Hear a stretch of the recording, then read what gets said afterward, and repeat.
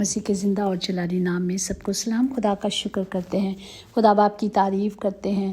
اور آج کل روزوں کے متعلق ہم سیکھ رہے ہیں، جس طرح ہم نے کل سیکھا کہ روزے رکھ کر کاہن جو تھے وہ جو خدمت کے لیے چنے جاتے تھے، لوگ ان کو مسح کیا جاتا تھا۔ اسی طرح اگر پہلا سیموئیل اس کا 10واں باب اس کی پہلی میں دیکھیں، پھر سیموئیل نے تیل کی کپی لی اور اس کے سر پر انڈھیلی اور اسے چوما اور کہا کہ کیا یہی بات نہیں کہ خداوند نے تجھے مسح کیا تاکہ تو اس کی میراث کا پیشوا ہو۔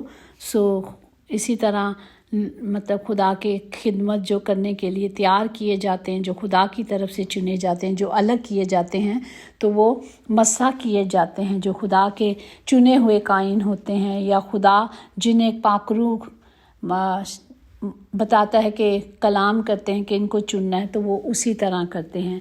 اور آج کا کلام ہمارے لیے ہے عبرانیوں اس کا 12واں باب اس کی 2 آیات میں یوں محکوم ہے، اور ایمان کے بانی اور کامل کرنے والے یسوع کو تکتے رہیں، جس نے اس خوشی کے لیے جو اس کی نظروں کے سامنے تھی شرمندگی کی پرواہ نہ کر کے صلیب کا دکھ سہا اور خدا کے تخت کی دائیں ہاتھ طرف جا بیٹھا۔ پاک کلام پڑھ جان پر خدا کی برکت ہو، خدا کا شکر ہو، خدا باپ کی تعریف ہو کہ ہمارے خداوند خدا نے باپ کی مرضی کو پورا کرتے ہوئے اس نے وہ سب کیا، اس نے کوئی شرمندگی نہیں اٹھائی یا شرمندگی نہیں محسوس کی کہ لوگ منہ پہ تھوک رہے ہیں، سب کچھ کر رہے ہیں۔ کچھ ایسا نہیں کیا، کیونکہ وہ اپنے باپ کی مرضی کو پورا کر رہے تھے اور انہوں نے باپ ہی کی مرضی کو پورا کیا۔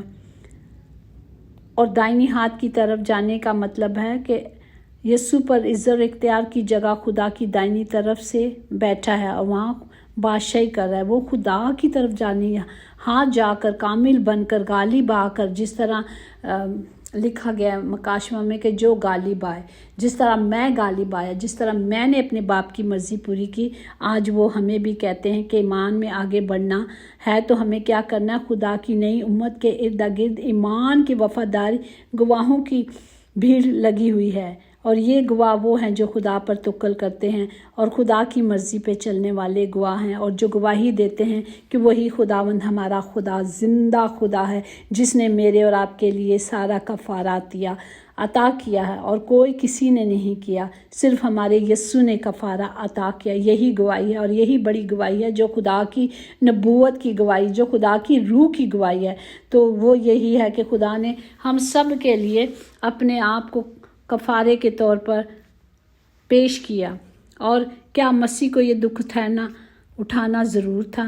ہاں جی، اس لیے کہ خداوند کے جلال کو ظاہر کرنا تھا۔ کیا مسیح کو یہ دکھ اٹھا کر اپنے جلال میں داخل ہونا ضروری نہ تھا؟ ضروری تھا۔ اسی لیے خدا نے اپنے باپ کی مرضی کو پورا کیا، کیونکہ جس کے لیے سب چیزیں ہیں اور جس کے وسیلے سے سب چیزیں ہیں، اس کو یہ مناسب تھا کہ وہ جب بہت سے بیٹوں کو جلال میں داخل کرے تو ان کے نجات کے بانی کو دکھوں کے ذریعے سے کامل کرے، اس لیے کہ پاک کرنے والا اور پاک ہونے والا سب ایک ہی اصل سے ہیں۔ اس باعث وہ انہیں بھائی کہنے سے نہیں شرماتے۔ ہم سب خدا میں ایک ہی ہیں اور ایک اصول پہ چلنا ہے۔ ایک ہی خدا ہے اور ایک ہی ہمارے خدا کے حکم ہیں، ایک ہی راستہ ہے جو سیدھا خدا تک جاتا ہے۔ تو ہمیں ان راستوں پہ چلنے کے لیے صرف خدا کی طرف تکتے رہنا ہے، جو ہمارا خداوند خدا ہے، جس نے سب کچھ کامل کیا، جس کے وسیلے سے ہوا، جس کے وسیلے سے ساری دنیا کو نجات ملی، وہی خداوند خدا ہے۔ کیونکہ تم ہمارے خداوند یسوع مسیح کے فضل کو تو جانتے ہو کہ وہ اگرچہ دولت مند تھا مگر تو میری اور آپ کی خاطر غریب بن گیا تاکہ اس کی غریبی کے سبب سے ہم دولت مند ہو جائیں۔ پریز دی لارڈ۔ یہ ہے ہمارے خدا کی محبت جو اس نے ہم سب کے لیے کیا، کیونکہ وہ ابن آدم صرف کھوئے ہوئوں کو ڈھونڈنے اور نجات دینے آیا تھا۔ جو اس خدا کی مرضی پہ چلتا ہے وہ ابد تک قائم رہے گا۔ ہمیں صرف کیا کرنا ہے؟ خدا کی مرضی پہ چلنا۔ اسی طرح زبور 2:12 میں لکھا بیٹے کو چومو، ایسا نہ ہو کہ وہ قہر میں آئے اور تم راستے میں ہلاک ہو جاؤ، کیونکہ اس کا غضب جلد بھڑکنے کو ہے۔ مبارک ہے وہ سب جس کا توکل اس پر ہے۔ جب ہم خداوند خدا پر توکل کرتے ہیں تو وہ ہمیں کبھی شرمندہ نہیں ہونے دیتا۔ ہم نے صرف کیا کرنا ہے؟ ہم نے صرف خدا کے وعدوں کو پورا کرنا ہے، خدا کے کلام کو لینا ہے اور اس راستے پہ چلنا ہے جو میرے اور آپ کے خدا نے ہمیں چل کر دکھایا۔ ہمارا توکل صرف کس پر ہونا چاہیے؟ ہمارے زندہ خداوند پر ہونا چاہیے۔ تو اسی لیے جب ہم اس پر توکل کریں گے تو وہ ہمیں کیا کرے گا؟ ہمیں چھڑائے گا اور ہمیں بچائے گا اور ہمیں ہلاکت سے بچائے گا۔ ہمیں ہلاکت سے بچنے کے لیے، ابدی زندگی کرنے کے لیے ہمیں کیا کرنا ہے؟ صرف کلام پر توجہ کرنی ہے۔ اسی لیے مثال 13 میں لکھا کہ دانش مند بیٹا اپنے باپ کی تربیت کو سنتا ہے، لیکن ٹھٹھے باز اس پر کان نہیں لگاتے۔ آدمی اپنے کلام کے پھل سے اچھا کھائے گا جو کرے گا۔ جیسے آپ جتنی محنت کرو گے آپ وہ اچھا ہی پھل کھاؤ گے نا۔ تو اچھا پھل کھانے کے لیے کیا کرنا ہے؟ محنت کرنی ہے۔ لیکن جو کلام کی تحقیق کرتا ہے وہ اپنے آپ کو کیا کرتا ہے؟ ہلاکت میں ڈالتا ہے۔ جو فرما برداری نہیں کرتا اور جو فرما بردار نہیں بنتا، جو فرما برداری سے ڈرتا ہے وہ اجر پائے گا۔ اور دانش مند کی تعلیم حیات کا سر چشمہ ہے جو موت کے پھندوں سے چھڑانے کا باعث بنے گا۔ تو ہمیں صرف کلام کی قدرت کو لے لینا ہے تاکہ سب بچائے جائیں۔ ہمیں خداوند پر توکل کرنا ہے، ہمیں اسے تکتا رہنا ہے جس نے میرے لیے اور آپ کے لیے راستہ بنایا۔ ہمیں اس کے خوف میں چلنا ہے، اس کی مرضی پہ چلنے کے لیے ہمیں صرف کلام لینا ہے۔ ہم روز ایک بات سیکھتے ہیں، کلام کلام کلام کلام سنیں، کلام پڑھیں۔ نہیں پڑھ سکتے تو پلیز سنیں۔ سننے ہی سے ایمان بڑھتا ہے۔ جب نہ تو آپ پڑھ سکتے ہیں، چلیں کوئی بات نہیں، نہ سن سکتے ہیں تو پھر کہاں کھڑے ہیں؟ کہاں کھڑے رہیں گے؟ کب تک کھڑے رہیں گے؟ اب وقت بہت قریب ہے۔ خدا کہتا ہے کہ وہ دروازے پر ہے۔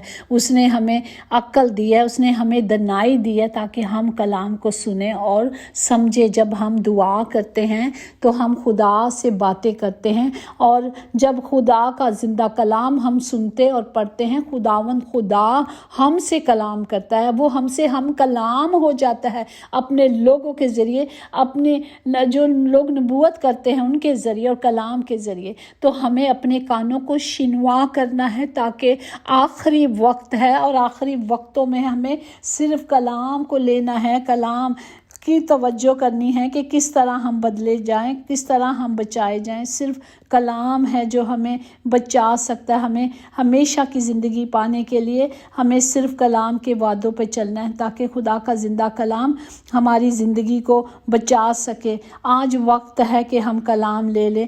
ابھی اتنی عمریں ہو گئی ہیں، سوری ٹو سے، لوگوں سے بات کرو تو وہ کہتے ہیں ہمیں کلام پڑھنا نہیں آتا، ہمیں کلام نہیں جانتے، لیکن کیا کریں گے؟ کیسے ہوگا؟ کہاں جائیں گے؟ کوئی نہیں پتہ کیا کر رہے ہیں، کسی کو کچھ پتہ ہی نہیں۔ آج بھی ہم اگر کلام پڑھتے نہیں تو کلام سن سکتے نا۔ آج تو گھر میں کلام جا رہا ہے، لوگ گھروں میں جا رہے ہیں، لوگ کس طرح کلام سب جان رہے ہیں، فیس بک کے ذریعے سے، واٹس ایپ کے ذریعے سے، ہر طرح سے کلام جا رہا ہے۔ تو تب بھی ہم نہیں سن رہے تو پھر کب سنیں گے؟ کب سنیں گے اور کب اپنے آپ کو بچائیں گے؟ ہمارا خدا جو ہمیں زندگی دے کے چلا گیا ہے، وہ زندگی کا بانی ہے جس نے ہمیں زندگی بخشی ہے۔ بانی یعنی بچانے والا، اس نے ہمیں بچا دیا ہے۔ اب اور کوئی مسیح نہیں آئے گا۔ اب جب مسیح آئے گا تو وہ آگ کے شعلوں کی طرح آئے گا اور آگے اس کے آگ چلے گی، وہ بھسم کرنے والی آگ کی طرح آئے گا خداوند۔ اس لیے وہ ہمیں ہر روز موقع دیا جاتا ہے، ہر روز قیمتی دن دیا جاتا ہے تاکہ ہم ان دنوں میں اپنے گناہوں کو اپنی زندگی سے الگ کر لیں، اپنے زندگی کو جو مردہ ہے اسے جگا لیں اور زندہ ہو جائیں۔ ہم قوت پائیں، ہم طاقت پائیں اور ہمیشہ کی زندگی پائیں۔ وہ کہاں ہے؟ صرف کلام میں ہے کہ نہ صرف وہ مردوں کو جگائے گا بلکہ ان کے گناہ معاف کر کے ان کو ہمیشہ کی بھی زندگی بخشے گا۔ یہ ہے میرا اور آپ کا خدا۔ ہمیں صرف اس خدا پر توکل کرنی ہے، اس کلام کو لینا جو اس نے کہہ دیا ہے کہ جاگو، اٹھو اور دعا کرو تاکہ آزمائش میں نہ پڑے۔ ہمیں اپنی آزمائشوں سے نکلنے کے لیے صرف کلام کو لینا ہے، صرف کلام کی قدرت کو لے لینا ہے، اور ہمارے کلام ہی ہے جو ہماری مدد کرے گا۔ پاک روح کیا ہے؟ پاک روح جو ہمیں اچھا مددگار دیا گیا ہے، جو ہماری مدد کرتا ہے، جو ہمیں تسلی دیتا ہے، جو ہماری رہنمائی کرتا ہے، جو ہماری وکالت کرتا ہے، جو ہماری شفاعت کرتا ہے، جو ہمارے ساتھ رہتا ہے اور ہمیں طاقت بخشتا ہے۔ اس کے لیے ہمیں پاک روح، جو خدا نے کہا میں تمہیں اچھا مددگار دیتا ہوں، میں تمہیں اکیلا نہیں چھوڑتا، یہی مددگار ہے جو ہماری مدد کرتا ہے۔ ہمیں پاک روح کو، جو ہمارا اچھا دوست ہے، اسے پکارنا ہے تاکہ وہ ہماری مدد کرے، ہمیں سکھائے اور ہمیں دکھائے کہ کس طرح باپ کی مرضی کو پورا کرنا ہے۔ خداوند میں سب کے لیے اپنے ہاتھوں کو اٹھاتی ہوں تاکہ خداوند آج کا کلام ہم سب کی زندگیوں کے لیے ہو، تاکہ ہم صرف اپنے خداوند خدا کو، جس نے میرے اور آپ کی خاطر دکھ اٹھائے، اسے تکتے رہیں۔ وہی جو ایمان کا بانی ہے، وہی جو کامل ہے، جس نے ہمیں زندگی بخشی ہے، جو خود سے اپنی صلیب نہیں تھی اس کی، وہ میری اور آپ کی صلیب تھی جو اس نے اٹھا لی اور ہم سب کو رہائی بخش دی۔ آج جو زندہ ہیں ہم تو صرف اس وسیلے سے ہی ہیں، اسی کے ذریعے سے ہیں کہ خدا نے اپنی صلیب سے ہم سب کو کفارہ عطا کیا۔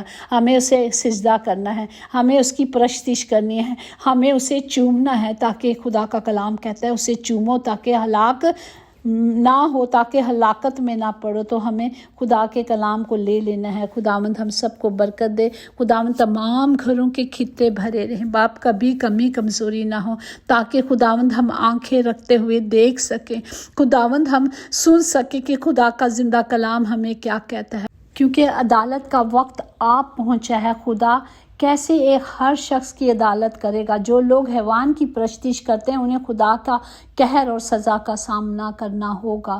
ہمیں کیا کرنا ہے؟ ہمیں صرف خدا کی کلام کی قدرت کو لے لینا ہے، تاکہ جب ہم خدا آئے تو ہم اس لائق بنے کہ ہم ہوا میں اڑ کر اس کا استقبال کرنے والے بیٹے بیٹیاں بنیں۔ نجات خدا کا وہ کام کرتی ہے جو اس بنی عالم کو گناہ اور بدی کی قوت سے چھڑایا ہے۔ ہمیں صرف خدا نے چھٹکارا دے دیا ہے، ہمیں گناہوں سے خلاصی مل چکی ہے۔ ہم بار بار گناہ نہ کریں اور بار بار دلدل میں نہ پھنسیں۔ ہمیں نکلنا ہے، اب نکلنے کا وقت آ چکا، اگر نہیں تو ہم اسی میں پھنسے رہیں گے۔ ہمیں خدا کی اس قدرت کو، خدا کے اس کلام کو لینا ہے تاکہ ہمیشہ کی زندگی پائیں اور ابدی زندگی پائیں۔ خداوند سب کو برکت دے تاکہ خداوند ہم بچائے جائیں اور ہم سب چھڑائے جائیں یسوع کے نام سے۔ یہ مسیح ہے جس نے صلیب پر اپنا خون بہا کر گناہ اور موت پر کامل فتح پائی۔ پریز دی لارڈ۔ اور کوئی بھی نہیں، ہم نے صرف اس کامل خدا کو تکتے رہنا ہے تاکہ ہم سب ہمیشہ کی زندگی پائیں۔ آمین۔ خداوند ہم سب کے لیے برکت کو مانگتے اور برکت دیتے ہیں، کیونکہ آپ نے کہا ایک دوسرے کے لیے برکت چاہو۔ خداوند آج یسوع کے نام سے خداوند جی جب ہم آپ کی صلیب کی طرف تکتے ہیں تو خداوند جی ہم نجات پاتے ہیں، کیونکہ یہی نجات کا ایک ذریعہ تھا جو میرے باپ نے ہمیں نجات بخشی ہے۔ خداوند ہمیں اپنے نام کی خاطر سب کو برکت دے اور سب کی حفاظت کرے یسوع کے نام سے۔ آمین۔ یقیناً بھلائی اور رحمت عمر بھر ہم سب کے ساتھ رہے گی اور ہم ہمیشہ اپنے خداوند خدا کے گھر میں سکونت کریں گے۔ آمین۔ God bless you all.